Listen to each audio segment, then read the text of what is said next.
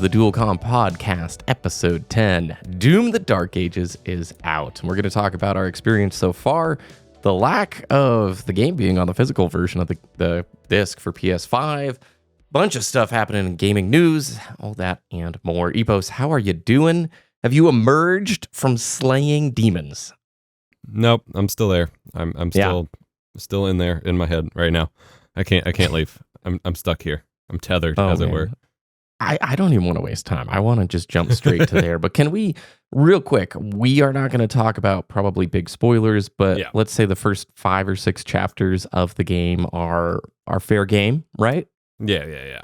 Okay, Yeah, so if anybody is like not wanting to hear our feedback, you know you're going to play it, you just want to skip it, everything's time coded. I'll have chapters down below. So jump ahead if you don't want to hear it, right?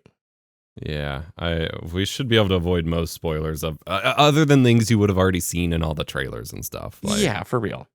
This is just impressions. How are we feeling so far? And how are you feeling so far with it? I've been very curious. I'm only 4 chapters in, so give or take hour and a half, right? So every night I play, for context, you said you're like an hour and a half in. I have logged, now granted a couple of them were idle time, but I have logged about 10 or 11 hours. Yep. I am on chapter 14 of 22. I got to put in a lot more time last night. And every session I play, I'm always thinking of, my hook, my headline for my review or whatever as I'm playing and taking notes. Every time I play, that changes. Okay. And so, all those videos that we referenced that you wanted to avoid about how the Tears of the Kingdom is a flawed masterpiece, a 10 out of 10 with so many issues, that kind of thing. Yeah. That is Doom for me. The Dark Ages. Yes, right? The Dark Ages specifically. Yeah. It is like the best experience in the world, and the more I play it, the more I love the things I love and want to praise them to the skies, and the more I really start disliking the things I dislike more and more. But I think I'm coming around on some of them too. And so it keeps changing. It's such a crazy game. Like, I feel like you have to get 3 playthroughs in to truly, like, build your perspective on it. And that sucks.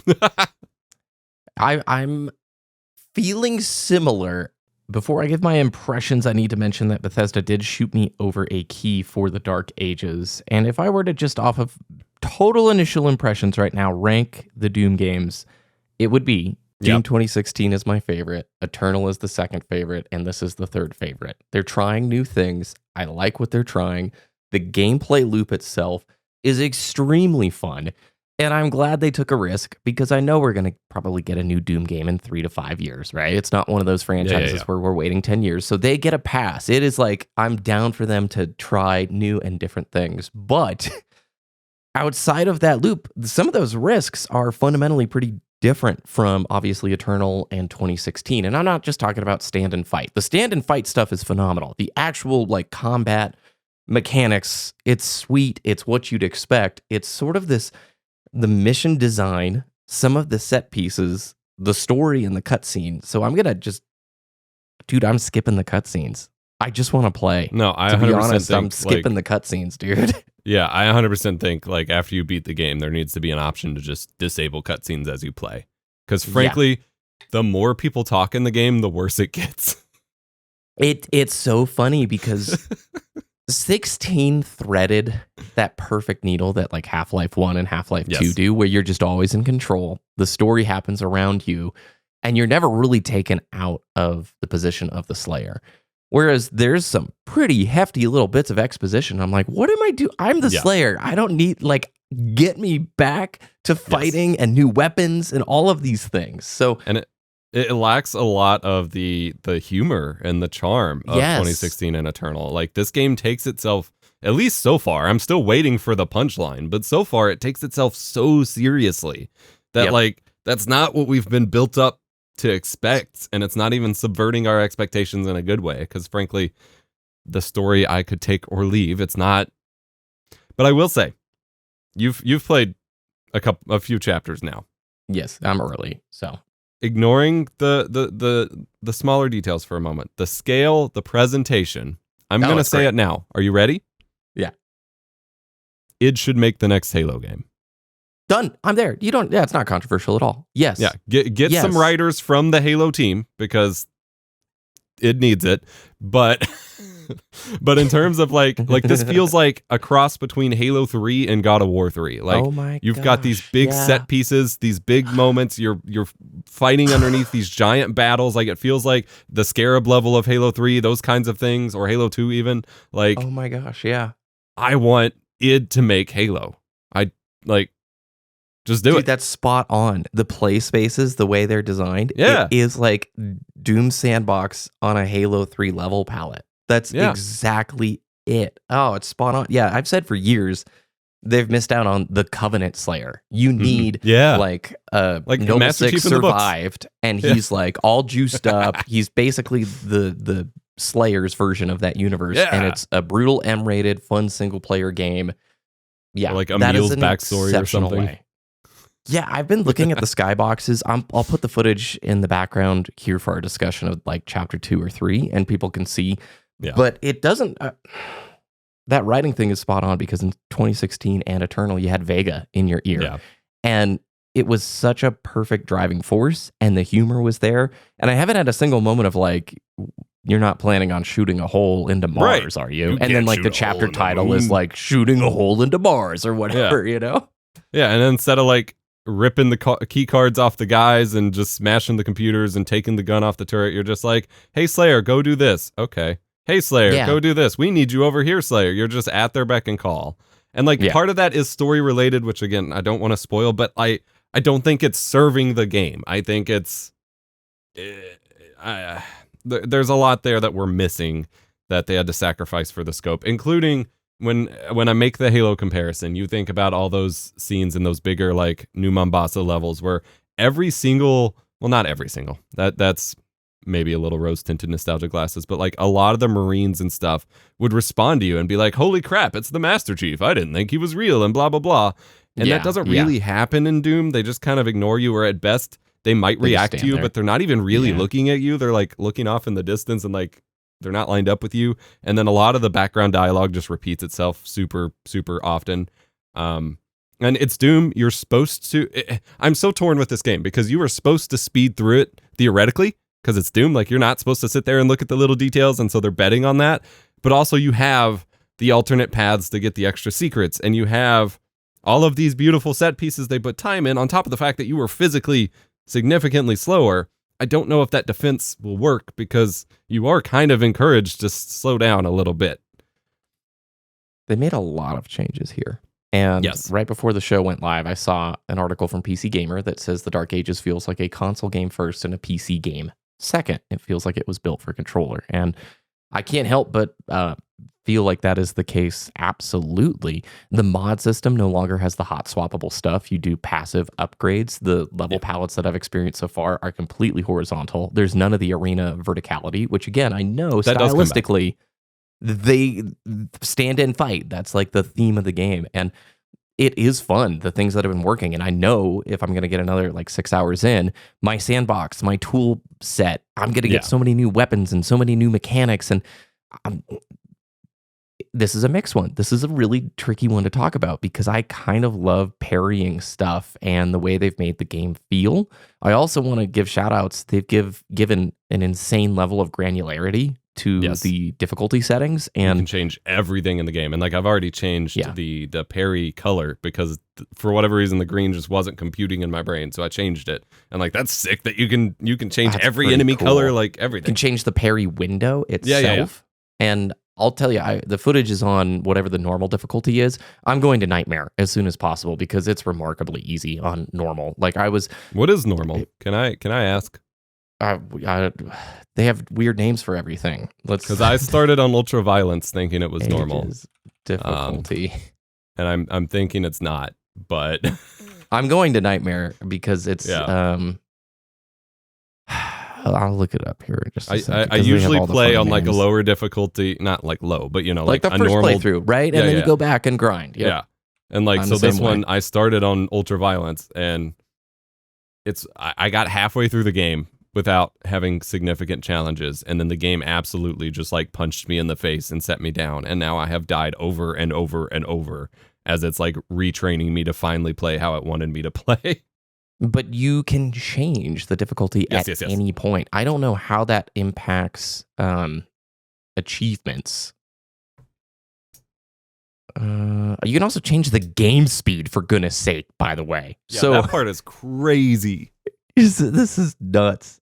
Why am I having a hard time? Oh, here's the Game Rant article on it. Ultra Violence, I think, is the one that's right before Nightmare, and I think that's what I'm playing on. Ultra Violence, enemies are more aggressive, deal 200% damage. The parry window's a little smaller than it is on Hurt Me Plenty, and Day's duration drops to 75%. So that explains some things. Okay. Well, that's where I've been playing. Nightmare makes the enemy aggression maximum. They deal 250% player damage, and resource values are also a little lower.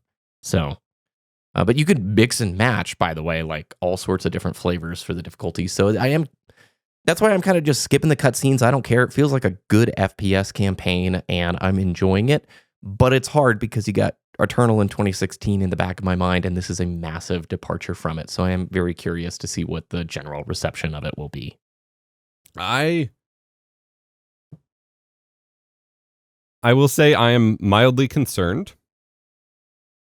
I feel like the Dark Ages is almost too reactionary to popular games. The parry system, you mean another game with a parry system, bro? The parry system feels like a weird attempt to pull in all of the Souls fans. Yeah. And for the most part, I'm enjoying it and I'm doing a good job, and it makes me want to go see if I can wrap my head around harder Souls games now. I also feel like it's not necessarily done super great. Like, maybe I have input lag in my brain that I'm not seeing, but like, the easiest way to do the parry is to pull it up way ahead of time rather than as it hits. And as I've always understood parry systems, especially for getting those timings right, like and especially for there's a fast dodge mechanic later in the game. Like, you're supposed to do it at the last possible second. But if like you try to do that in this game, the Doom suit, is it kind of like when you're in the giant robo suit? Yeah. That was weak. And like with the dodge thing, you're supposed to do it at the last possible second. But with parrying, you almost just want to have the shield up as soon as they start swinging rather than to actually parry the attack. And that feels not correct. But also there's a little bit of, and this comes back, I think, to the controller thing, which I still kind of want to mention that I 100% agree with.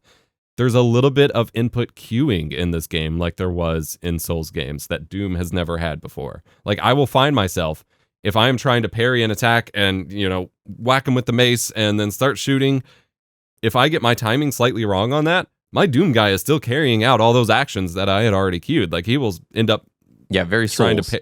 You can't mash. Yeah. Is not a PC game, is not a shooter like Doom. With Doom, everything is when you press it or not at all. Like, and so that felt weird whenever I kept catching myself like spamming inputs trying to get timings right, and then he's still doing them after I'm already trying to move away. I'm like, no, I didn't say that just now. Why are you doing this? Yeah. But like, between that and then every single menu is controller button prompt oriented. It doesn't even tell you can use the number keys to switch weapons. It's like, press Q to pull up the weapon wheel. And I'm like, no, I'm not using a weapon wheel. What? And every single menu you have to mostly, like, you can use the mouse a little bit, but like, it's designed for button presses. It feels like it's adapted to the console. It feels like it's adaptive to Souls games. And it feels like it's also simultaneously adapted to, or reactive rather, to Returnal. A lot of the projectiles and bullet heli elements we get from a lot of the mobs are 100% like Returnal inspired. You've got double blasts that have like an arc between them that'll fly at you. You've got flying skulls that'll shoot out in waves. Like, it starts to feel a lot like Returnal in that way. And I'm not against taking inspiration, and I think a lot of these pieces are pulled off well and can contribute to the game. But given how much of the charm and, like we said, the comedy and stuff that we lost from Eternal in 2016, I'm worried that Doom could lose its identity if they keep like pushing too far to take those cues from other franchises. One of my favorite headlines, because honestly, Steam reviews, I think, is one of the best places to get a good sense of like the vibe, and I like the upvote system, all that jazz. But Series veterans might want to wait for a sale. It's somebody who loves Doom and basically saying, well, it's great. It probably doesn't live up to the previous 2 installments. And I think, okay, I'm early. I don't have the full sandbox. But even so far, in Eternal, you had to use every tool in your arsenal to just barely survive. You had to use every option and mechanic they gave you, continually move around the arena, the double jump, the dash. It was like intense and fantastic. I feel like I've already gotten some kit that you can just rely on pretty heavily on its own without having to use every single option. Like there's a few real standouts thus far that I don't know. Maybe that changes. You're further than me. You can probably weigh in. Do you feel like you've got Doom Eternal levels of combat? Because I felt like the combat in Eternal was just insanely good. So you do, but it's very different. So I'm going to pretend I understand RTS games here, even though that's your forte. And I'm going to say Doom Eternal is an APM game, an actions per minute. Like you are trying to hit all of your abilities, to shoot the flamethrower, to throw your grenades, to switch weapons, to do all of these things like as quickly as possible.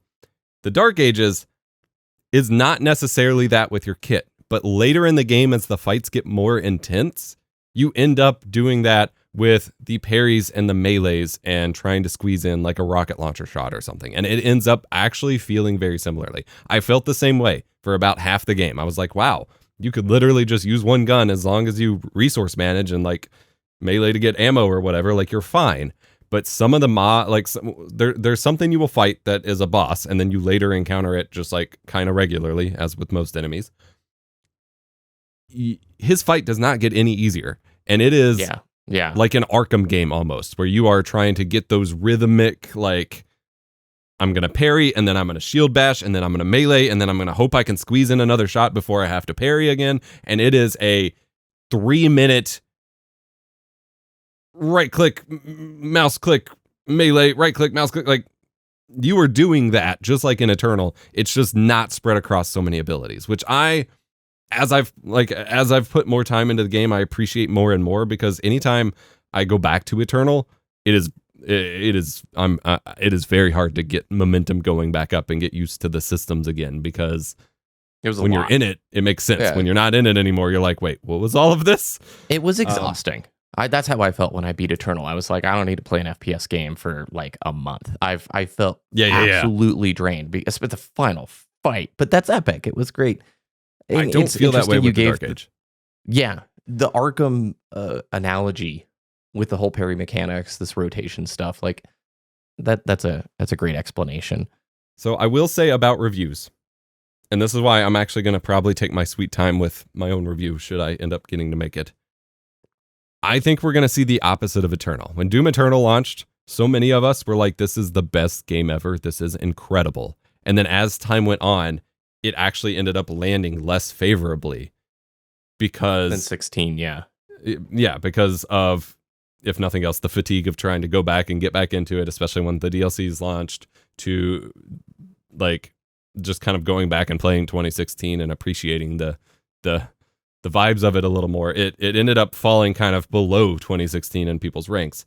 I think the Dark Ages will start lower and will go up in time. I think in time people will appreciate it more, because even just playing through the game, I'm appreciating it more the further I get into it and the further it lets me understand the systems. The game will start out, especially with the sprint already in there and like the ground pound when you land, it will start out and it will let you play it like you played 2016 and kind of Eternal without, the double jumps and stuff. Like you will play it like a normal Doom and it will let you. And then you will hit a wall where it will not let you anymore, and it will show you the way you're supposed to play the game. And at first you're like, man, why did they do this? But then once it starts clicking, it's like, oh, and I think going back through and playing the earlier levels again with this understanding in mind, a lot more will click.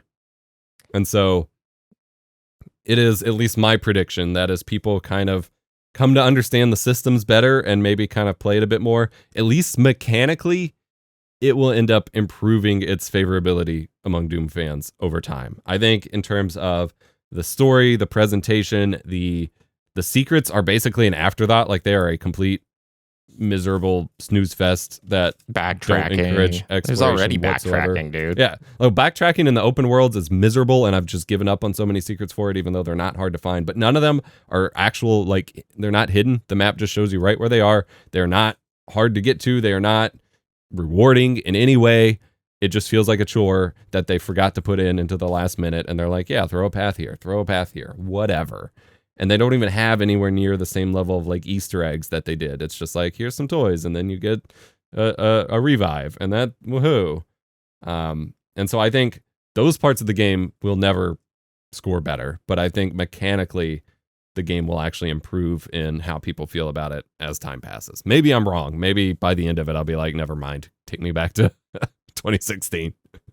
If I were to tell somebody right now, should they buy it, I would say get Game Pass and try it. Yeah. That's how I feel, you know? I'm early, but I'm also curious from a music perspective. I think it's pretty lacking compared to Eternal and 16. And, you know, Mick Gordon had his beef with the studio and they had their falling out, right? He said he was underpaid and crunch and stuff like that. Right? He said he was way too crunched, that they did not give him reasonable, realistic deadlines whatsoever. And they just kept saying that he just wasn't delivering and whatever. They messed up. This game has a wall of sound with nothing stand out about it. Even when they do the logo reveals, it feels like some generic trailer music. There is not a single signature riff whatsoever that every Doom game has. You even going back to the first Doom, you've got the and then Eternal has the crazy synth riffs, and even Doom 2016 has some good. There is nothing here. And while I don't think it directly takes away from the experience, it definitely doesn't give you those moments and enhance the experience like it should. And that is incredibly disappointing. I had originally... Oh, go ahead. No, continue. I was just going to say, I'd originally... Like, I'm playing it in my in-house PC, not in the nice studio setup, and so I have some crappy speakers there, and I was like, maybe it's the speakers. And so I hooked up my big my dedicated DAC and my tube amp and my $800 headphones, and I'm like, all right, this is the experience. And I'm like, this sounds just as butt as it did before. Plus 10 points for using the word butt like that. That's just wonderful. You know. Oh, can I just say... Family friendly here. I had a script the other day that had the word longevity in it, and I read it as longevity, and I didn't realize it till like upload. I'm like, going back to math class. Dude, longevity, bro. Anyway, you got that longitude and latitude, bro? But it's still a really good game, and this is the hard part of the discussion. And it's still a really good game, and for me, I like what you had said about this might age well. Yeah. Here's my thoughts on the approach. I love the granularity of difficulty sliders they add. Up front, I'm kind of like, oh, well, I just want you guys to give me the experience you feel is crafted best, right? Yeah. That's balanced best. And I always felt like with 16 and Eternal, every single map felt like it was so finely tuned and crafted just perfectly for the right difficulty to keep you sweating, to make you play well, to improve, and you always wanted to retry it. It didn't have that super frustrating, I'm out of here. Except you did, what was the highest difficulty you beat Eternal on? I don't... You did the hard one, and I remember you telling me that final fight. I can't imagine that final fight on ultra epic, amazing, brutal violence difficulty or whatever. Yeah, I'm going to keep skipping cutscenes. I'm going to keep focusing on gameplay. And I feel like this could be one of those games the community lands on. Bump up the speed, turn down the parry window, adjust all these settings, and this is the perfect way to play the Dark Ages. Yeah, I wish they put more time into, like you said, curating in general. Like, I think the levels themselves, a lot was... let's have an open level, and then like you don't get that polished experience, and then you get all the granularity. I would love to see this kind of granularity be the default for so many games. Like just the flexibility of improving the parry window means I can handle the enemies, but maybe someone for whatever reason, a disability, or just they just can't handle it, which is me in like Bloodborne, for example. Like maybe the parry window is just too tight and like it just doesn't click, or they're playing on a laggy TV. Being able to like extend that a little bit and still play on the harder difficulties, still quote unquote get good or whatever, like that is incredible. That should be like this is a gold standard in that regard. But I do agree, like it does feel like they didn't have that fully just like this is the game kind of mode available. And that felt kind of overwhelming starting it up, kind of being like, all right, but how do I just play the Dark Ages? Not my configuration, you know, my pro mod script, but like, how do I play id's vision of the game? Yeah. But yeah, every time I play, I have a blast. Like I am taking all sorts of notes of complaints that I have, but I come away from every session like, holy crap, what a game. I just flew a cyber dragon. I just freaking got in a Eva suit. I did these things. It's incredible. Every little thing is just makes you feel so cool. And it solves a problem that I have with so many games that try to make you the ultimate weapon, like God of War. In that most of those games will give you a basic tutorial level and they're like, here's your ultimate power. Oh no, we're stripping it away. You have to build it all up now. And with Doom, it's like you are the ultimate weapon. Everyone is afraid of you. You are unstoppable. Let's keep giving you new tools. I might actually try it on pad. I'm curious how they've got it tuned because Doom is a PC game for me. Always will be. Yeah. This is an M&K game. And obviously they've done a great job with the other titles, but I am wondering if that really was a big focus is because Eternal probably felt pretty tricky. Oh yeah, I can't imagine playing that on a controller. Yeah, the Switch players so on those keys. Tiny little Joy-Cons or whatever. Yeah, because you had dashing and double jumping and grenades and flamethrower and chainsaw and melee and weapon switching. Got a claw for that game. That's a three-handed claw. You need the modern Nintendo 64 controller for that. Yeah. Well, anything else before we talk about the physical copy of the game that you want to mention?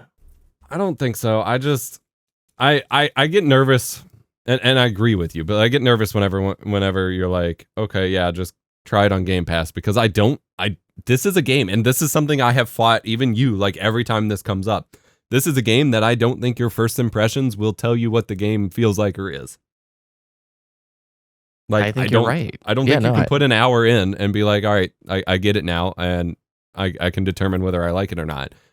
Because, like, if you like Doom and you're like, okay, I could see this and maybe I want to see where it goes, then it's fine. But if you aren't used to these systems and you don't know, like, how it will differ, like, I don't think you'll get a full feel of it until you really get into the meat of it. And I don't know if that's a strong point or a weak point about the game, that, like, it takes half the game to really start fully making the systems clear. But I do always get nervous about that kind of recommendation for this game, because I think it's too easy to write off when it only just keeps getting better. Yeah, my presumption would be, like, beat it your first time on Game Pass if you're apprehensive about buying it. And That's my fair. Also presumption is they've played 16 or Eternal. Because it's not that long. It's only going to be, like, at most 18 hours. Yeah. And one of the things that's super fun about the Doom games is that onboarding experience, because you just get a new piece of kit and they give you enough time to practice and play with it. And now you're expected at that point on to use it. You're going to be thrown the enemies who respond to that rock, paper, scissors battle. And that's really, I mean, it's very rock, paper, scissors-y. This enemy has this shield. You use this gun to do that. You throw this shield at this after you've heated up their shield, you know, and that is so much fun.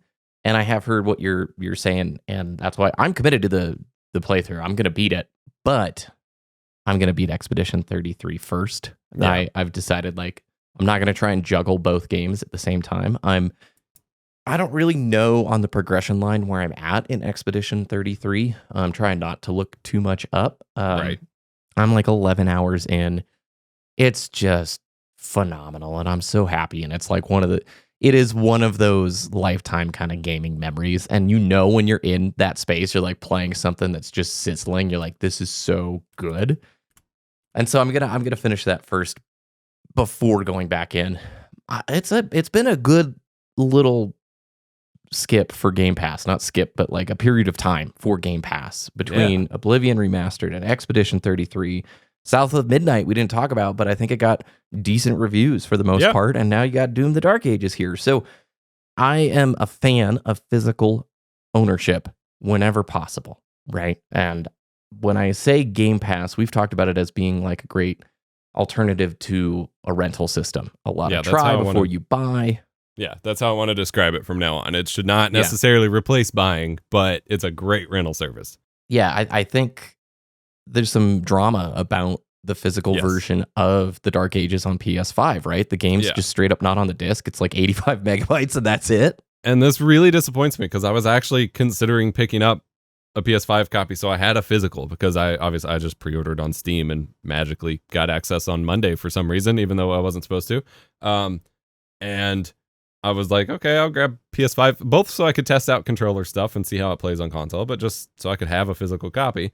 And yes, it is an 85 megabyte, basically, activation code on the disc. And Lame. like, it's one thing to have a good chunk of the game and be like, either it didn't fit or there's a ton of updates and you still have to download. But to not have any of the game whatsoever is just really upsetting. And it speaks to priorities, I think. And it's hard to blame any individual studio for not either being able to eat the costs, such as in the Switch case with the Switch carts like we talked about before, or put the time in or whatever to produce a full physical copy, especially if games are being, fixed into the last possible minute. But like, I want to own a game. I want, especially my favorite ones. Like, I want to be able to pop them in. I want to trust that in 15 years, when we're still making videos about our favorite games of the old 2025 years, that I can put it in and play it. And we're getting far away from that in just kind of weird ways. Like, it makes sense if physical doesn't work. It makes sense if you're doing something that, like a live service game, that physical just will never keep up with. I still remember when my wife and I started playing Guild Wars 2, we got these map books that had like the world versus world maps and where all the spawn locations and stuff were for. And it's this like pop-up trifold thing that we could keep up while we played, which seemed really cool. And within like a week, it was outdated. Like, physical can't keep up with some of that stuff. But this is a single player game that's not going to change that much. And I don't, it really makes me nervous to not have those things. You should check out the website doesitplay.org. Cool site. You can basically check what games require an online check-in. Do they need a download in order to play? And they've got it broken down by library. And people always like to bring up, oh, this is the direction it's been going for years. To be honest, Sony has done a fairly good job in this respect. On PS3, 90% of the game library did not require any download to play. PS4, to install 72%. it to your hard drive sometimes, but not download it. Exactly. PS4 drops down to like 72%. PS5, the library is 69% of the games do not require a download. 94% you can play offline, no issue.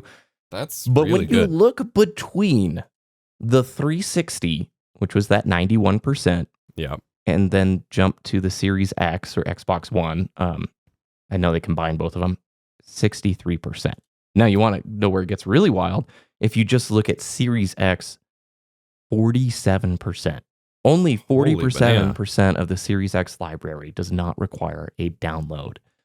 So we know, it's funny, Phil Spencer has talked so much about the importance of preservation, and they've done a lot of cool stuff with their backwards compatibility team, but they are absolutely more marching towards this digital first kind of landscape. And I'm wondering, it was a Microsoft decision, I'm sure, for the 85 megabytes on the disc for Doom, right? With them owning Bethesda. That's under 100%. Their purview. So what do you make of that?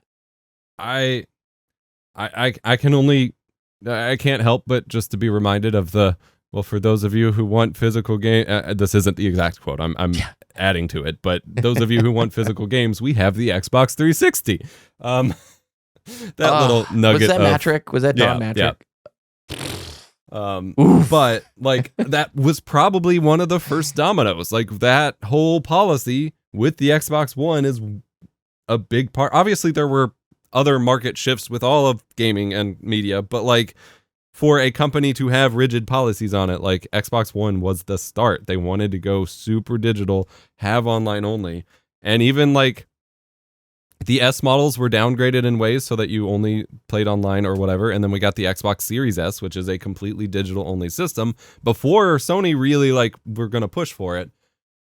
And they don't sell a disc add-on for it or anything like that. And it's just, it makes it hard. I've been thinking a lot lately, not even just modern games like specifically, but with the rising costs of consoles, with it being so expensive to get into gaming right now, the lack of physical media makes it inaccessible. You think back during the Xbox 360 and PS3 days when those were still expensive, not even when those got cheap, because those got really cheap, but when they were still expensive, you could go pick up a PS2 for like $50 and go to GameStop and buy like 1 million games for a few dollars each, and you could play. And then as the 360 and PS3 life cycle went on, those consoles got more prevalent because costs went down when they released new versions of the consoles, and the games got cheaper, and you could go pick up a big horde of game for somebody for Christmas or just for the summer or something and trade them back in and whatever. Yep. And you don't have that alternative now. You don't have as much of an option. Games don't go on sale as much.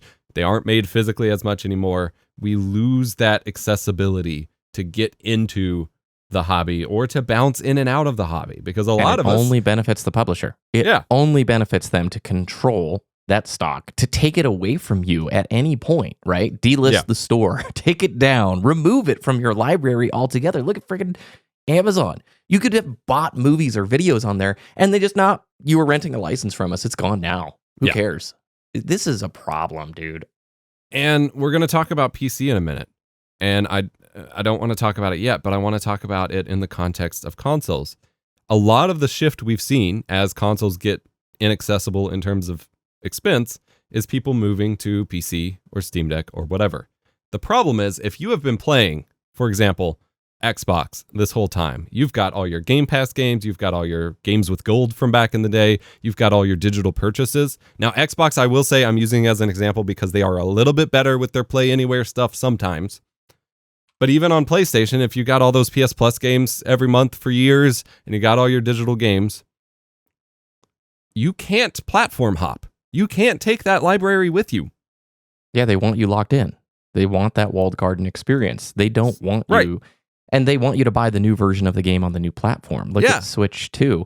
Okay, it's a little bit more powerful, yet you're charging me for the upgraded version. Yeah. That kind of sucks. You've got other platforms who are doing those optimizations. Like, anyway, continue. Sorry, I don't want to derail. No, I mean, you're right, though. Like, you are trapped in that. And it's hard to just be like, well, just switch to PC because PC's better. If you have a library, you are stuck with it. Now, again, I want to clarify, Xbox has been doing a lot of work to try to make sure if you have Xbox digital purchases, you can play them on PC, but that is not universal. Like, that is a relatively new policy, and it is not universal across all games, and it's still a hard choice to make. And I think if we lose Phil, that will go. Yeah, 100%. I imagine you bring in another Matrick or something, you're not going to have somebody who said, hey, you buy it on the Windows Store, you can play it on your PC and your console, right? Yeah.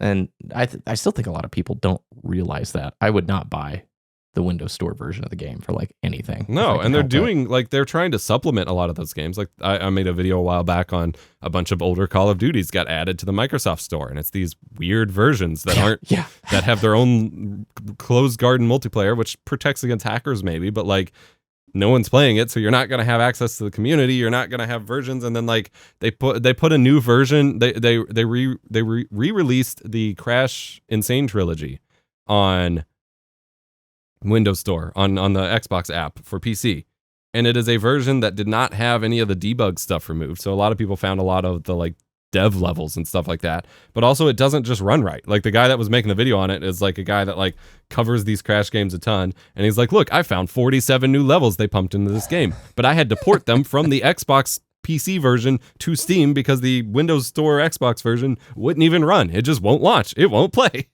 Oh my gosh. And so you don't want those versions of the game if you can avoid it in the first place. And so it's a hard sell.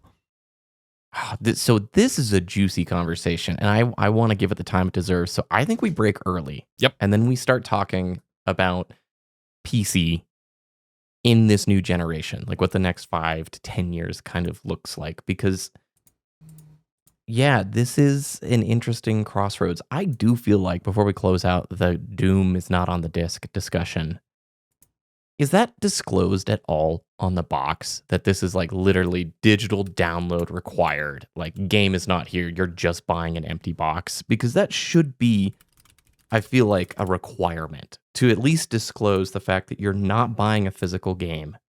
You are just buying a key and a box. I am not sure. I am trying to look up pictures. I can only get images of the front and the spine. And nowhere that, like, there should be a little badge, like whenever it says like requires PlayStation Online or whatever. But yes, it should have something, and it has nothing, and it just says Premium Edition, which, if anything, implies that there's more on it. Yeah. But it says there's downloadable. Okay, game disc. The marketing image from like Amazon. It has the case and everything. It says game disc plus premium content, downloadable content, campaign DLC, Divinity skin pack, digital art book, and soundtrack. Premium edition includes the base game, DLC, digital art book, soundtrack, but nowhere does it say it's a download. Yeah. It implies the downloads are secondary, extra content. Yep. Just that needs to change, especially with the fact that Nintendo has said Switch 2 is going to have these game cart things that's not on there, right? Yeah. That's just, you would think Nintendo would have been one of those last bastions for it, but obviously with their direction for Switch 2, maybe not. I gotta wonder if it's some sort of manufacturing cost. Like, it's gotta be because they have been a bastion for it, and especially for the indie games that are still gonna go digital card only. Like, there's gotta be like a NAND shortage or an increased cost for that or something. Like, it seems like a weird pivot, especially when freaking Cyberpunk can fit on a Switch cart. Like, good guy Capcom though has already said, famously, 90% of their sales are digital, but they will not stop producing physical games. Yes. And that number sounds intimidating, but actually, if you remove PC, where they don't even sell physical games anyway, it drops to like 78% digital, which is a lot better. But yeah, they've said like they're still going to keep pumping them out, and they can afford to. I don't think I have the number here, but they had a number of somewhat like Resident Evil 7 still sells 1 million copies every year. Like, they're just making good games and taking money for it and not being crappy about it. Like, yeah. Can we get more of that? Yes, please. All right, let's take our quick break and we'll be right back.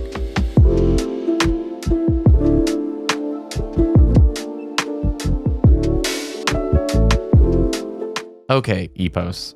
There's some irony here. We started this show. I got a PlayStation 5. I loved it. It was really fun to sit on the couch. It was really fun to be away from my desk. Got to try it on an OLED TV. And I just enjoyed a lot of the elements of it. Coming into a console generation midway through. Granted, honeymoon period included Astrobot, which is now in like my top 15 games of all time. Absolutely loved it. But as we're looking at this new era, $80 games. Nintendo opens the floodgate. Xbox follows suit very quickly. Not only that, 5 years into the Xbox Series X, they raised the price $100.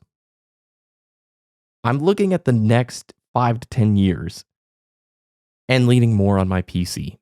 I've been playing more PC games the last 2 months. Granted, we've had a string of some pretty awesome releases, Oblivion Remastered, Expedition 33, and I've been going back to a bunch of stuff I picked up on Steam sales and just cruising through them and enjoying it. And I won't lie, I think I am, maybe this is just a vibe for right now, maybe I'll shift. I'm not that big into console war or console versus PC, but my goodness, I think the case for PC is starting to look very strong with the cost of games being lower. In general, if you're still looking at some of the big AAA stuff, no, they don't always get the same discounts or the same timing, but I am thinking back to when I first met you. I was playing through Half-Life 2 for the first time. It was 2011. I'd played a little bit on like an old family computer, but couldn't get very far. We had terrible internet, and it was a tough thing to download back in the day. But I have replayed Half-Life 2 now 3 or 4 times, right? And it's the same copy of the game that I bought way back when. And here I am on system after system after system, the game I still have access to. And I kind of love that. PC there was a really good comment on my video. Somebody basically said PC's not a generation, it's just a timeline. Your library stays with you as you upgrade. Now, granted, that is fully dependent, if we're talking about Steam here, on Steam being in good hands. If Gabe disappears and their policies change, it's still the same conversation. It's a license. I don't actually have the physical copy of the game unless I buy it through GOG, one of the DRM free places, and download it and have it, which I have done for plenty of games. But where do you think, from just an introductory standpoint to this topic, do you see a path forward where the consoles bring back that value argument? And how do you think PC fits into the mix? I want to preface this by saying I also think the PS5 is an incredible console. And if you are interested in just buying a system to buy games, like, I will hands down recommend pick up a PS5, hook it up to a nice TV over and over. But I do think it is a generational thing that is going away. If you want a console for games, the Switch has kind of been the only one left that is a compelling standalone console offering. And if you are not someone who has attachment to physical games like we were just discussing, or the tangibility of hooking things up and playing that way or whatever, the PC, like you said, will live with you through all of your lives. And you could, I mean, if you were that kind of person, you could like ship a VCS it where you start a PC build and then you upgrade individual components over time, and eventually you lose all of the original components, but like it's been the same PC that you've just kept changing and shifting over the years and end up in a place. But you can have Steam games that you've had since 2011, actually since 2008-ish is probably when I got Counter-Strike Source was my first Steam game. You have whatever itch.io, GOG, whatever secondary market kind of stores you get games from. You've got emulators. You've got like 7 generations of consoles you can play on a PC on top of all of the games from that year, those years that were released on PC. And that is where that timeline element comes in, because there is no real if there are generations of PC, it's like, the old CGA and EGA like DOS gaming era, and then the modern like Windows compatible era of games, and then that's it. Like there's no generation beyond that. And so like there's a reason PC gaming has gotten so popular over the past 10 years. It's confusing as we have moved into a society that doesn't have PCs at home, that prioritizes consoles or console-like devices like smartphones over having a computer in the first place. You would think the time when literally everyone had a computer and a gateway to the internet in their home being the standard would be when PC gaming was most popular, and it wasn't. And so that like breaks my brain a little. But I don't know how you make a compelling argument for anyone to buy a new console in the next 5 years. $100 price increase 5 years in. This is the opposite of what's supposed to happen. And their explanation was market conditions, rising development costs, and the potential impact of tariffs. They don't even know. It's either a proactive move to offset it. But to be honest, let's look at the timing. Nintendo announces $80 games. Everybody's like, all right, here we go. It's time.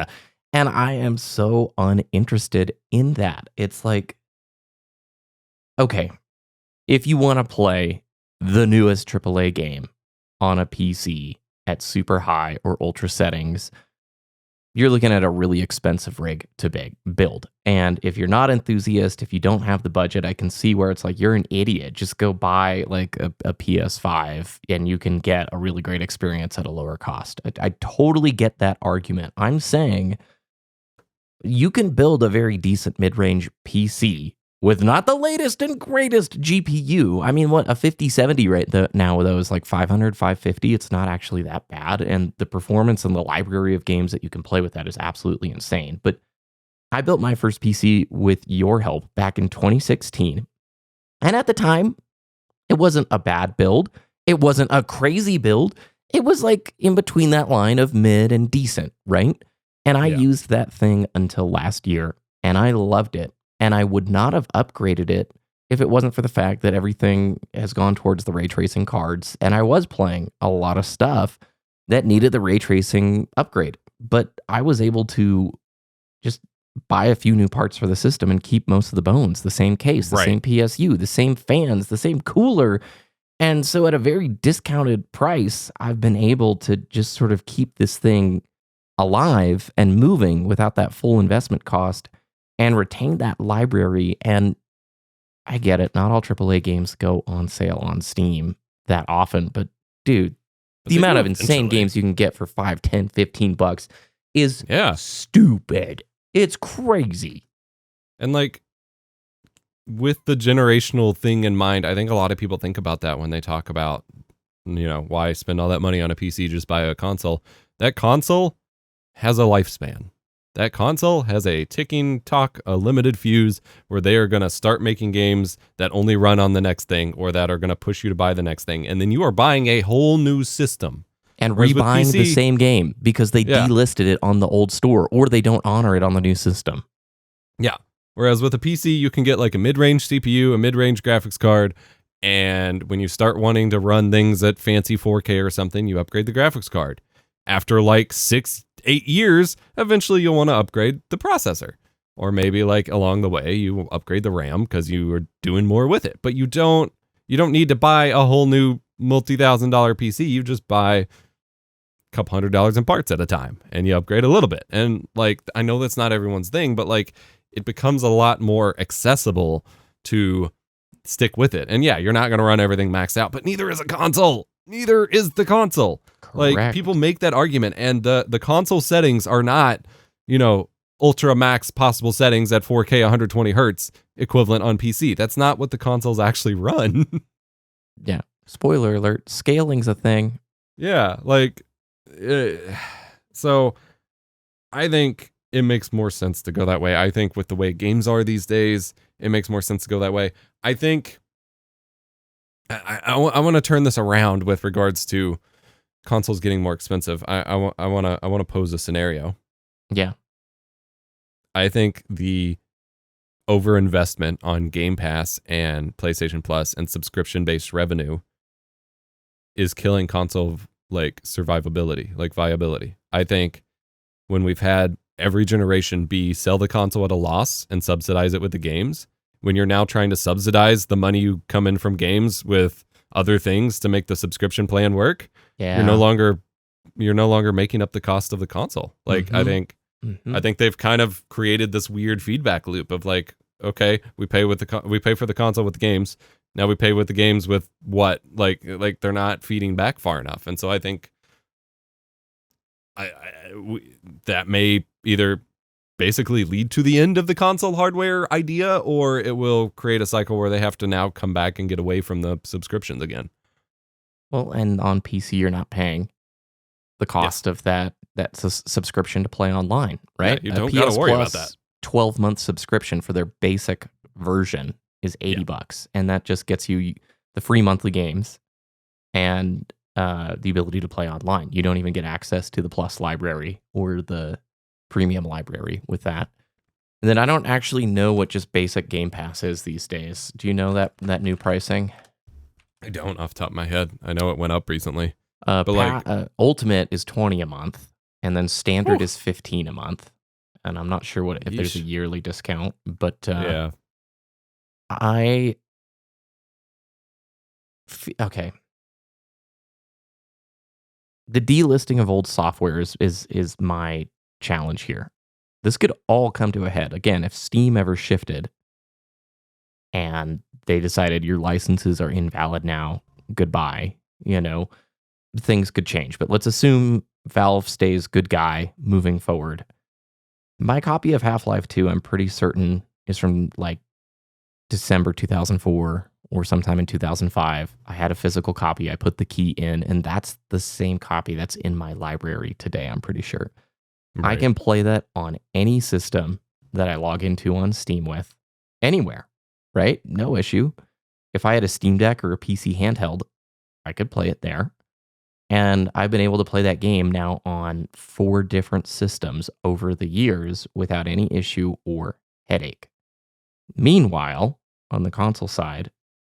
The Play stores Metal get, Gear Solid 4? yeah. Thank goodness I have a disc copy of that. You know what I mean?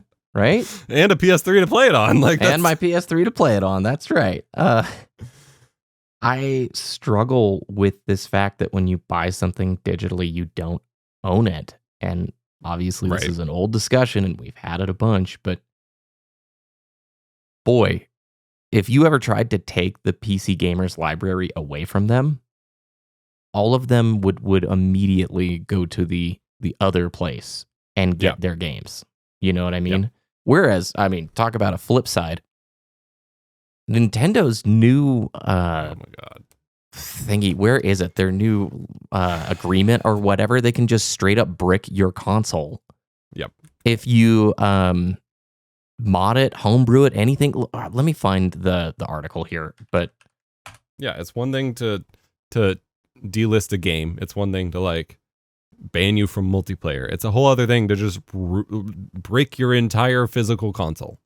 Nintendo updates Switch terms. Yep. Nintendo updates Switch terms to allow permanent bricking of consoles involved in unauthorized use. Unauthorized use could potentially be mods and homebrew. How is there not legislation about this, dude? Well, I think there is. Like, I get the feeling if that ever gets challenged, at least in the States, it won't hold up because there are like, you know, all the warranty stickers on electronics, like those don't act like they can't actually prevent you from using your warranty if you broke that sticker. That's illegal.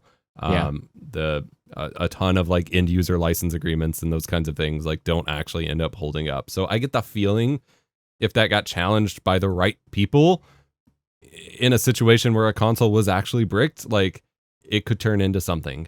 But in the meantime, it won't. And that turns the physical device that you paid for, not even just the game, the software, but the physical hardware, into a licensed rental scenario, just like the software, which is bananas. And that has kind of always been the case with consoles. Like, you don't get to do whatever you want on them, but like this is a massive overstep of that. Yeah. If you were to start, okay, let's say you enjoy gaming. You've been into the hobby for a long time. Maybe you've been on a console generation or two, and you're an enthusiast. You want to invest in this. Where do you go when you're looking at the next 5 to 10 years? It's deeply personal, right? But I want to hear what you think. With your tech background, you understand the landscape of the PC market much better than I do. I know GPUs are ridiculous at the high end right now, and there is that element of price gouging, right? But I still, even over here on PC Part Picker, looking at some of their current build guides, there are some rad systems for like $700 over here, man. Yeah, no, that's, to me, that is kind of the only option. And you have so many cheap and free games to play until you save up for the big new AAA whatever.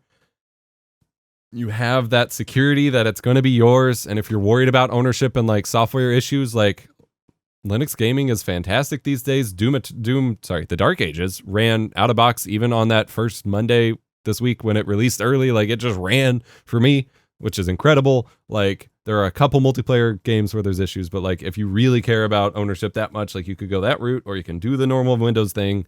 You got Steam, you've got GOG, you've got Epic, you've got itch.io, however you're supposed to say that site. I never use it that much, but it's a big deal for a lot of indies. You've got you and I have talked at no end of links of PCSX2, DuckStation, Dolphin. Oh, the emulation on PC. You can't compare, dude. You have an infinite library, and not even to mention the mods, dude. The mods and the community support is ludicrous. I will, praise the values and traditions of physical media and of the original hardware for retro games as long as I can. But like, if you are just interested in just playing games and playing as many games as you can, a PC with big storage loaded up with a ton of games and the thousands of console games you can emulate and play in incredible ways. And like, I was just watching a video. There's a Duke Nukem game for the PlayStation 1 that was designed to be a Tomb Raider game. It looks ridiculous. It's actually a lot of fun. And there's a mod for DuckStation to allow you to control it with a mouse and keyboard. Oh. So it plays significantly better because aiming on a PS1 was miserable. And I'm like, wow. I want to go buy that game for the PS1, but also I really just want to play it with a mouse and keyboard and DuckStation 2. So like, heck yeah. Like, the value is ridiculous. And so, yeah, there's cost with parts. You have to figure it out. And that is a barrier that has faded drastically over the past 10, 15, 20 years, but it is still a barrier for some people. But I think, like, especially, again, PC Part Picker, there are pre-made build guides galore there of what parts you need, whether they're compatible or not. And there's just, I get stuck whenever people complain about, like, okay, but the AAA games are still $80. Do you need to play every $80 game when it's $80? Most of them you don't. Wait until they go on sale. Play the AA games that are significantly better. Play the indie games. Play the free-to-play games. Like, I don't know, man. Dude, I haven't been buying games outside of Steam sales for about a year and a half, other than Echoes of Wisdom on the Switch last September. Yeah. Everything that I've played for the most part, and excluding PlayStation 5, because that was like a fun little like Christmas splurge. It's all stuff I bought on a Steam sale, and I build a big wish list. I wait for summer and winter sale, and maybe I go into that sale with $50 to $100 and just load up. And I leave each sale with 10 games or whatever, and they're things that I've wanted for a while. But even like FromSoft, they don't discount hardly ever. I got Armored Core 6 for I think $30, $25, something on last summer sale. I've been playing that again. Okay, speaking of the modest builds, they have an AMD build at the mid-range, $850, all parts included, everything. And you're looking at a Ryzen 5, a 5600X, and you're getting a freaking RX 7600, a 16 gigabyte video card. So there are so many games that you can play. You could even play like the new popular titles at like 1080p. No, you're not unlocking, like you said, 1440, 120, ray tracing, ultra epic, amazing. But I've learned you don't need the newest and the best. And I'll bring in mountain biking for an example. The mountain biking industry always has to come up with something new every year that invalidates what the previous year bought. They come up with a new frame design that's got the new gimmick, and it completely makes last year's model stupid, and you're an idiot if you don't buy it. You need this right now. And they do it year after year after year. And after being in the sport for so long, I've realized it's not always better. Yeah, there are gains to be made, but you got to remember there is a FOMO marketing machine here that is dialed. And the tech industry is exceptional at that. They will come up with a new standard that requires everybody to shift and move on to a new architecture. And if you are front running it, you're paying top dollar, and there's diminishing returns. Whereas there's a sweet spot of value that you can absolutely live and be happy in, as long as you're not preying to that FOMO cycle. As long as you're okay with, like, I don't need the 5090 build right now. That's silly for most enthusiasts. Yes. And like we do every once in a while in the gaming space get that kind of paradigm shift that requires a hardware change. Ray tracing starting to be required in games is one of those. Yep. GPUs that supported ray tracing are now 7 years old. Yep. So the window of what's considered reasonable to not have to upgrade has kind of long passed, and it's a lot more accessible and available now. And then you do that, and you're not going to have another one of those big, I got to buy this to support this feature change for a long time. And like, you could get away with not doing it now and just skip those games, but because it's only a handful. But like those kinds of shifts where you truly have to upgrade, unlike a console where like you got to switch at some point, the only time you have to upgrade to support the new thing is once every 10 or 15 years. It is not. And so you get that $850 PC, which is about the price of like a PS5 Pro. It probably won't run games immediately as good as a PS5 Pro, but you're not paying as much to get games for it right away. And then you'll be able to upgrade to a slightly better GPU soon. And then you'll be running games better than the PS5 Pro before long. It's deeply personal, and people have to do their own research. And that's why I think it's a hard conversation, and the nuance is lost, because there is an audience that Console is exactly the direction to go, and it makes sense, right? And then there's the audience where PC is the right way to go. And no one can tell you. No one's going to be able to hand you that on a plate. You have to make that decision. I will say I am not a very technically oriented person, right? And I was very intimidated to do my first PC build back in 2016. I think I almost ordered a pre-made because I just freaked out at the last second. Very happy. You guys talked me out of it. You all helped me out. And since then, I've built 4 or 5 rigs over the years, and it's incredibly fun, super satisfying. Anyone is capable of doing it if they have the patience and the willingness to take the time to watch some tutorials, get feedback from communities. PC Part Picker is pretty incredible, to be honest with you. And it is like Legos at this point. Are there things you can screw up? Absolutely. If you rush and you're impatient, you don't read, you don't take your time, sure. But for the most part, I would say not that difficult. Like, if I have been able to do it, every system I've built has posted thus far. I've never really had to troubleshoot or have anything, happen. But I was very slow and cautious going in. A lot of research, a lot of communicating, and there's something super satisfying about building a rig, having it, understanding its quirks. And if you like to tinker, if you like to change settings, like the first 20 minutes of Doom the Dark Ages for me was just playing with a bunch of settings to get this nice little cocktail of what ran well and what I liked. But then there's an entire audience of people who are like, screw that. I just want a game. I want none of this other stuff. And great, go the different direction. But I think my whole point and thought process here, $100 price increase mid-generation, I have a very hard time just saying, oh, it's tariff related. I think they saw an opportunity and they went for it.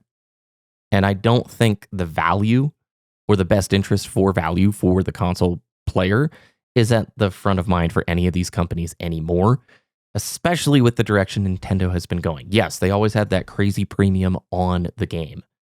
But now they just feel like Apple, dude. It feels like an Apple ecosystem where the Wii of like, get this in the household of everybody, that era, that mindset, it's gone.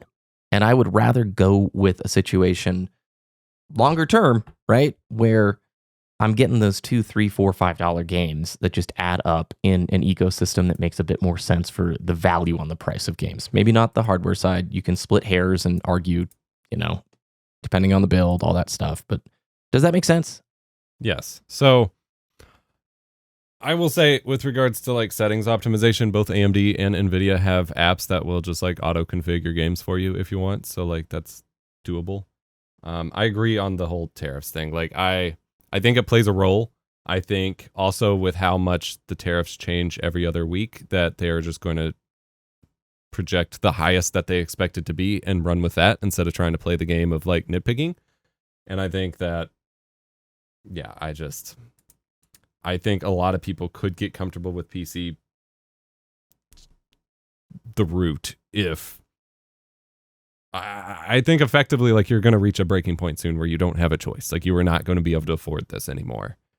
And it will seem like a more viable outcome, whether it's a Steam Deck or a proper PC or whatever. Like I think a lot of people are about to be priced out. And I want to point everyone to a video from Alana Pierce. Go check her channel. I will pull up the exact name because I should have had that on hand. But she has a ton of data about,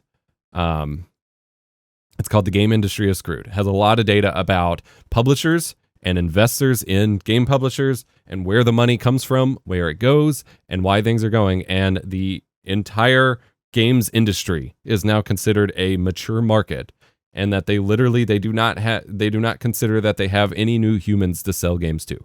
So that whole, like you said, the Wii, get a Wii in every house, it doesn't exist anymore. They've saturated. They've reached it.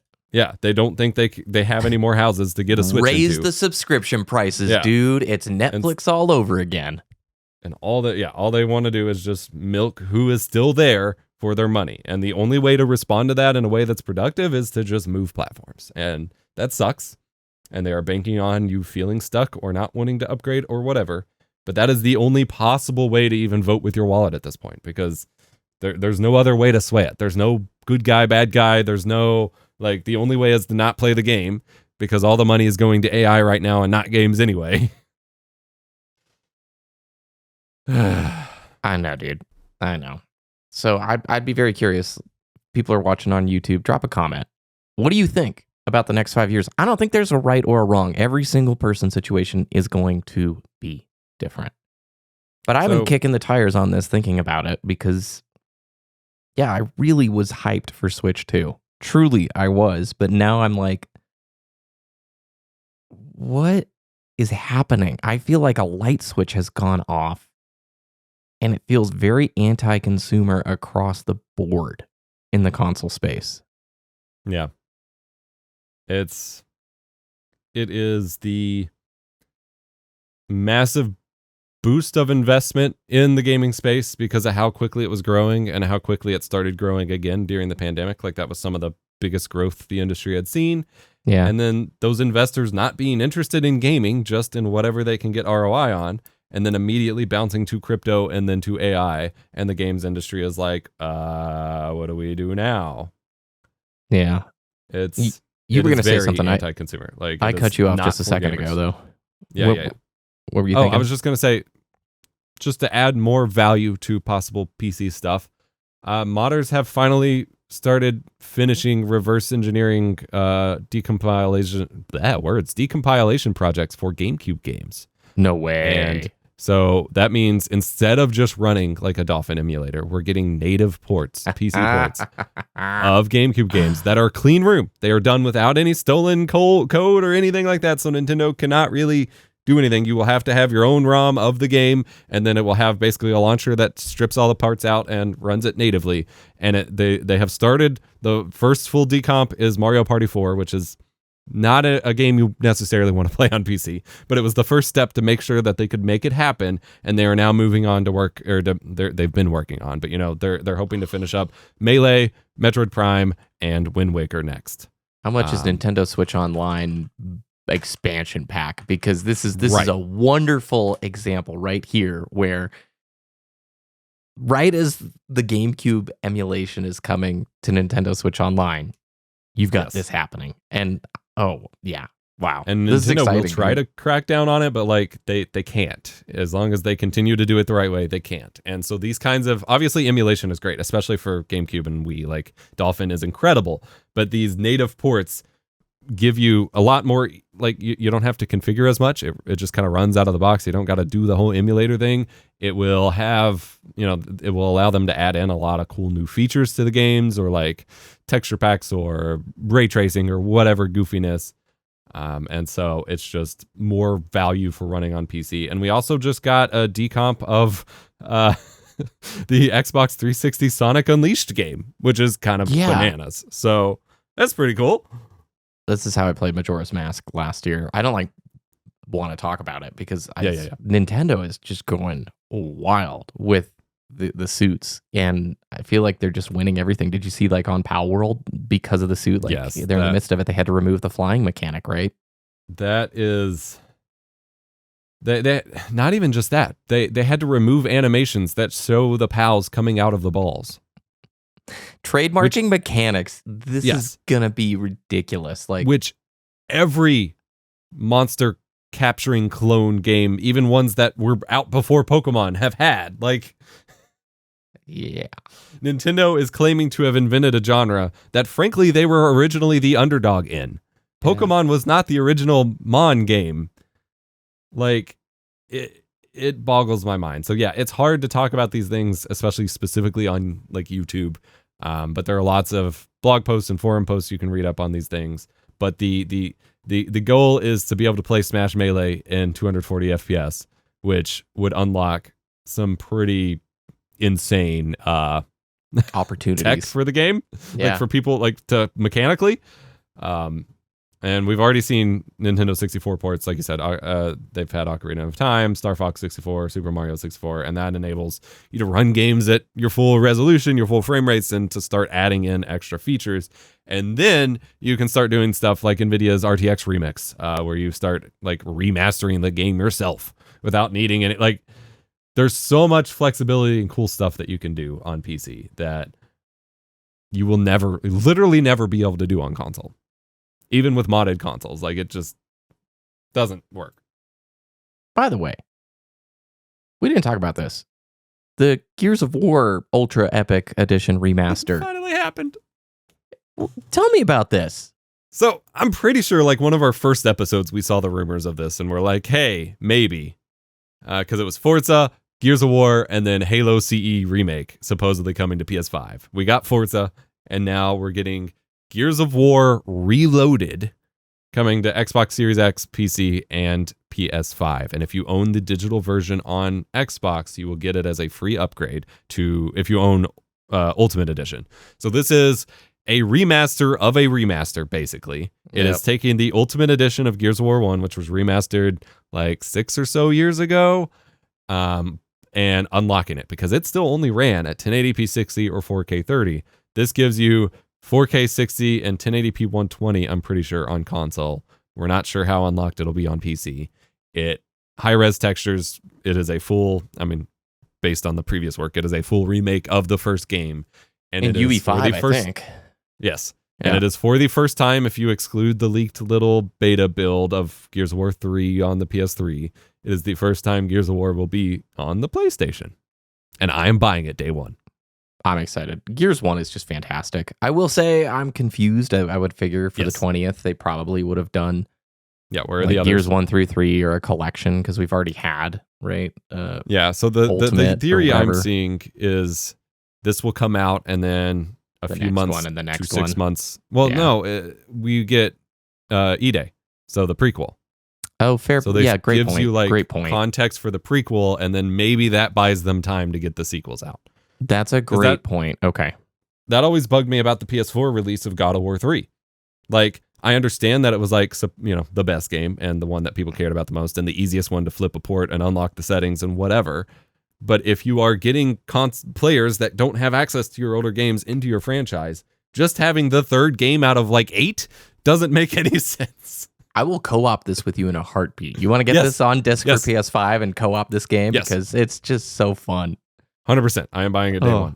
Just the ridiculousness of playing Gears of War on my PlayStation is enough that I'm just like, I'm here for it. Like, and we've both discussed this, and you've not even had a series hardware in the first place, but like, I am not playing games on a physical Xbox anymore. So I will also pick up Halo if it comes. Like, I think I've said before that I think remaking Halo again is a stupid decision, but if it releases on PS5, I will pick it up just to play it, because otherwise I'm not really playing console Halo anymore. So it will be a way to play with a new player base. Next year's the 25th anniversary of CE. I wonder if they're going to plan anything like timing around this, because they say the Gears Reloaded is for the 20th anniversary of Gears 1, but I don't know.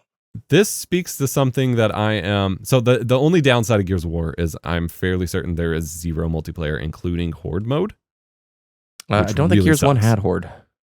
It doesn't? It didn't? Interesting. Gears fans can correct me. One of my best buddies, M. Vito, is probably probably right. Freaking out right now, but I'm fairly certain Horde was a Gears 3. Don't hate me, internet. Oh, I'm sorry. I loved Gears 1. It did not. I don't think it had Horde. It was introduced in 2. Wow, my memory completely broke me. Yeah, no, you're right. Okay, well, that's still a downside for like new players, coming in from PlayStation who have never had it. Yeah. It would be cool to have access to that. So hopefully if they do a 2 and 3 release or a collection bundle or something, that would be a cool addition. But what interests me here with this is we seemingly got all of this like rumored and leaked enough that it seems like it was legit months ago, like forever ago. Yeah. And I'm wondering, you're probably right. They're probably saving that Halo release until the anniversaries, till a marketable thing that makes sense. This is kind of new. Like, for the industry at the moment, with where it's at, to finish a thing, like even the Oblivion remaster, to finish a thing and just hold on to it and release it at just some point. Like, that makes sense. Like, that feels like a fresh marketing thing that makes a lot of sense. But like, typically when stuff like we don't get shadow dropped big games like Oblivion very often, like ever. And it feels like there is a lot more marketing runway for a lot of these big things. Like, you'd think, okay, if they're going to release Halo for the 25th anniversary next year, You'd think they'd tell us about it by now, but they didn't tell us about Gears until just now, and it's only like 3 months away. There's like a beautiful sense of urgency, though. Like with it's out now and play it now. I that's more FOMO for me. I'm like, are you kidding? I can play it right away. To me, that's like almost more exciting than sitting there and like hearing about it for a year, wondering if it's going to get delayed, scrutinizing every little detail. Like, especially if we're going to get to game, like in that ideal scenario we have where we get games more frequently and not after 10 years and drug on. Like we still have only seen a title of Elder Scrolls 6, which all we got was 6. We didn't get the actual title. Like when we're wanting to combat that, getting games that are just like, hey, we made this thing. You can go play it soon. Like that feels fresh enough that it kind of excites me. And maybe it's not a trend. Maybe they just have these, secondary studios doing these remake projects and they just are just going to let them do it in the background and that's fine. But like something about it tells me maybe we'll get away from the crazy 10-year-long announcements.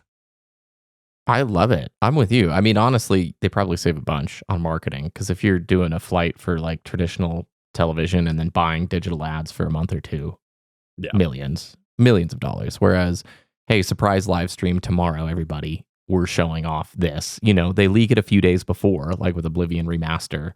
Oh, it's coming soon. It's listed on these things. And I like this model a whole lot more, right? Yes. If you finish a good game, right, it puts you can't drop like a shadow drop a really disappointing bummer of a game and then skip out on the marketing, right? So the pressure is on there, but Apex was so cool because, it just showed up. It was unique and it was fun for the most part. And I think that had Apex not have been shadow dropped in that way, kind of leading the charge on like, it just came out, it just released, like it just happened. Yeah. I don't know if it would have the install and player base and the longevity. See, I can say it. That it does. And granted, it's waning now, but it's been 2019 is when it came out, so it's a long time. That's a good run for a multiplayer game. No, I think you're right. I think that definitely added. Like there is that.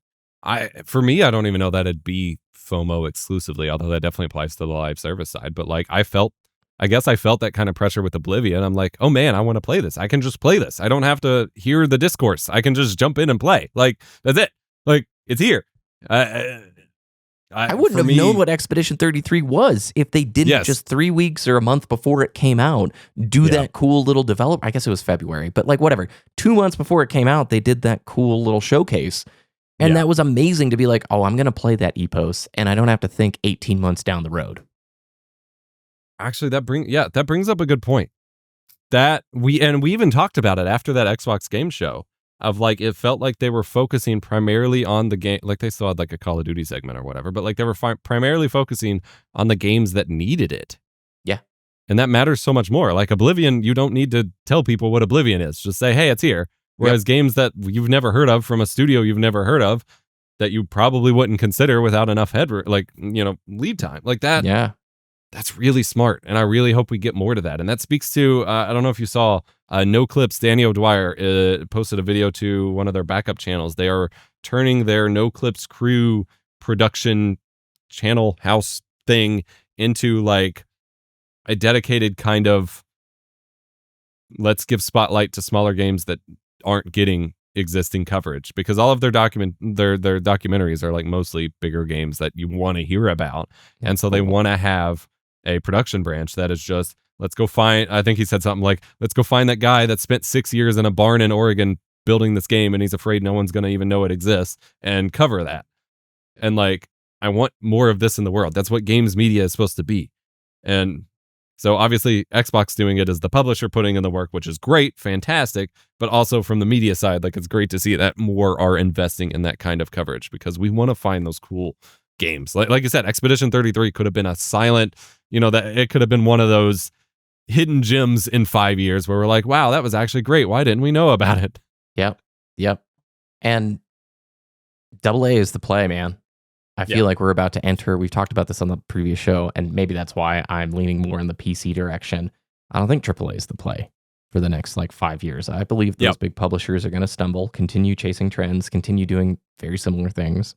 Meanwhile, AA is flourishing, indie is flourishing, and a platform like PC is great. I was going to mention earlier, like I've been kicking the wheels. I don't have the money for it, and it's not going to happen anytime soon, but a Steam Deck, I've thought about it. It's like, well, this is a great way to play some of those indies and some of those AA's, and I talked with you about it, and you made a very solid point. Like, for you, the big budget, large, demanding titles, like the big games, the big story titles, you'd rather play that on the PC. You're not going to sit there and play it on the handheld. But for the indies and the AA's, the Steam Deck makes quite a bit of sense. And that gave a little reality check for me. Like, yeah, I'd love a handheld at some point, but I align with that. I still want to play my Gucci games, like the big experiences on the PC. And for indies, I mean, this Switch 1 is going to be fine for most indies. Yeah. For a long time. It's got such a big install base. You're going to see a lot of those low demanding, like low spec games continuing to exist there. Everything you've said about how much you like your PSP or playing on like the DS or the GameCube or whatever, or Game Boy, like those kinds of things to pair with like your memories of playing Final Fantasy 7 on the PSP while it was running from your PS3 or whatever. The Steam Deck is that. It's a companion piece. Like it can't be your whole gaming PC, but like it's a companion that lets you take those games with you or experience them in a slightly different way that still enhances it without needing to be the whole dedicated thing. Now, there are lots of people that do play the big games on their Steam Deck. They either stream them from their big PC so they get the full quality, or they just deal with playing lower settings. And that's fine for the games that will work. Doom specifically will not work because of the ray tracing thing. But like, for the most part, that's fine. But like, yeah, the roguelikes, the bullet hells, the visual novels, the smaller scale JRPGs, the emulation, like all of that is beautiful on Steam Deck. And frankly, I wish I had more reasons to play. Like I am in this position where I work from home. I don't travel a lot. And when I do, like I'm usually the driver. So I'm not in a position like a lot of people are where I have some long commute where I can like sit on the bus and play, or I'm waiting places or whatever. Like I don't have as many opportunities to really use it in a way where I wouldn't already just be able to play my PC anyway. But it is still a wonderful thing where like I can keep those smaller games that I love playing, and like the session games we're always talking about, like those go on my Steam Deck. When I just want like a 5-10 minute like session vibe, I'm going to pull that up. It's already going to be like quick resumed and play it. And then when I want to play Doom, I'm sitting at my big OLED monitor at my PC with my headphones on and whatever. Man, I'm using the same monitor since 2016. It's a 1440p, like 144 hertz, like old G-Sync monitor, and the panel. OLED's kind of ruined me, dude. This panel sucks. And so at some point, I'd love to upgrade it. But okay, the question on the game streaming thing from your PC to your Steam Deck, how's the performance with that? Because here's a use case that I've thought about. Expedition 33, there's opportunities where I would be level grinding or just fighting the same fight for 30, 45 minutes. Be fun to do that, you know, chilling on the couch or whatever. Is there, you brought up a good point. I didn't even think about it. Like streaming your game from your PC to the deck, is the latency rough? Is it decent? Like what's it feel like? For the most part, it's fine. This is one of those your mileage may vary things in terms of your Wi-Fi and everything. Like I am someone who had very low latency even with the PlayStation Portal, whereas a lot of people are like, this is completely unplayable. Mine was actually really fast. Yeah. So it's hard to give a universal answer. For the most part, especially for a game like that, that's not, I don't know how crucial a lot of the timing parts are, but like, especially traditional turn-based stuff, like it's fine. I would not play an FPS streamed that way just because whatever latency is there, even if it, like not even necessarily affecting your play, but like the delay kind of gives me like motion sickness. When you're in that first person and trying to move and it's not moving when you say you move, like it kind of messes with me. But any third person game or like turn-based or whatever, like it's fine. Like I've never had any high latency with it, especially because my computer's on wired network, and so only the Steam Deck is wireless, so you get a lot of, it's kind of best case scenario. There are use cases here. I'm very, very sensitive to like input latency. I hate anything with it. But okay, one final question. At this point, I think I already know where you will land, but if you were to get a Steam Deck in the next few years, you would probably pass the LCD altogether, right? You would only be looking towards OLED. if you can afford it, yes. Still like I'm sticking with my LCD. Part of it's just stubbornness because I've already bought all the upgrades and haven't bothered to install them, and I haven't put enough hours into like earn another model yet. Like I got the Switch OLED and then haven't played it that much. Yeah.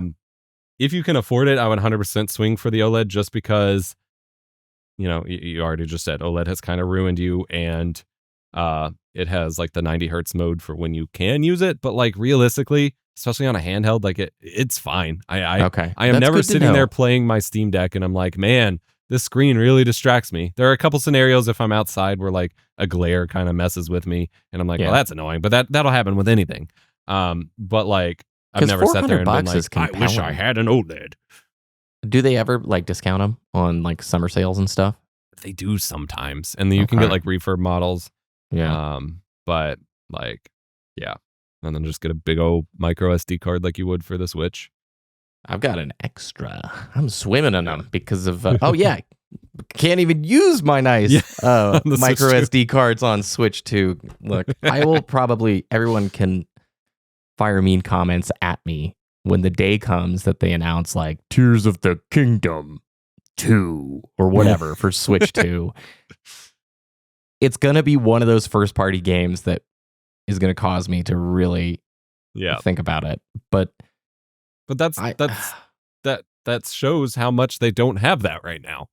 Yeah, no, I could care less about the new open world Mario Kart. But all right, let's round out the show. I appreciate the diversion where I'm asking a bunch of just buying questions, but I think there are pathways. It's pretty easy right now with gaming to go bad. AAA industry in a horrible spot. Everything's dead. Like, whereas if you cut through some of that noise, and if you're a smart consumer, I feel like there are opportunities for incredible gaming moments on cool hardware and cool paths, but you have to be a maverick. I feel like you can't follow the herd, and you need to take the extra time to do your homework and explore your own path.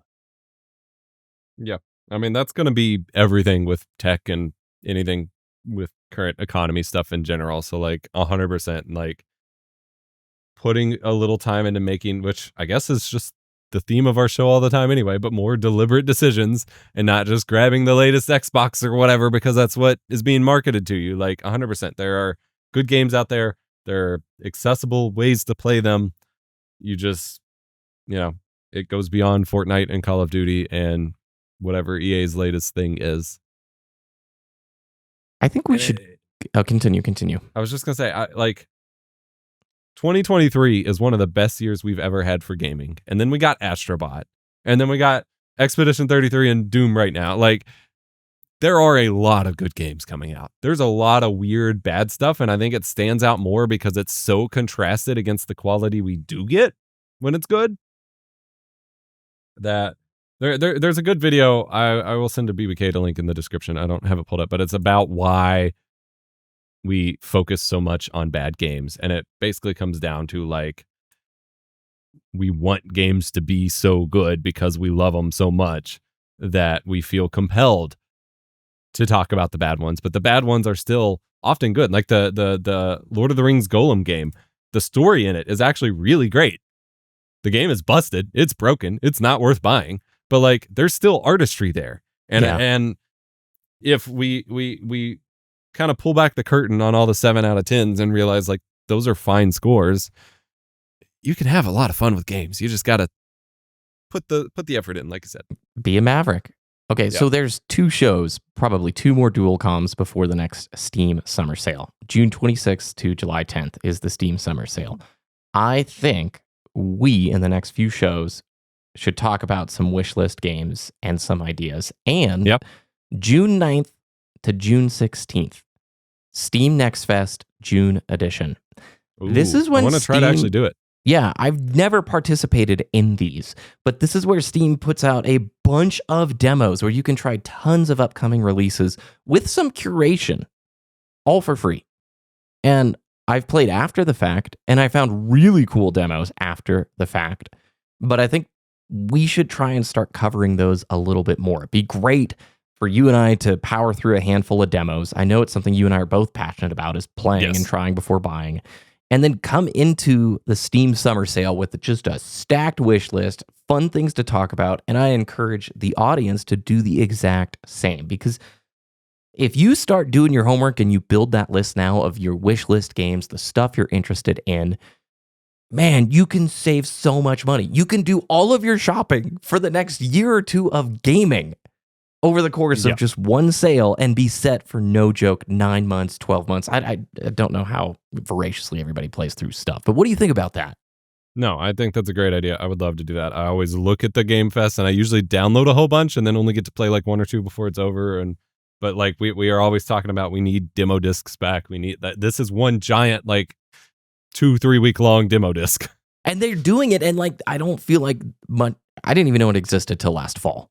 The Steam Next it's Fest been a thing. couple years. It's been going on. Yeah, and so I want to participate. I think this is cool. I love doing this show with you, man. Any closing thoughts before we wrap? Stand and fight. We continue. All right, we got the Doom, we got the Expedition 33. Thanks everybody for listening. Epos, where can people find you and follow your content? Epos Vox, EPOS VOX on most platforms, and otherwise for gaming thoughts, Lost Saves over on YouTube. I'm finally getting back to it this year. Yes. I posted a lot of cool stuff there, and you can find me on the most recent episode of Giant Bomb Game Mess Mornings. Hey! That's awesome, dude. Everything will be linked down below. Appreciate you all. Have a great rest of your day. We will see you again very soon. Bye.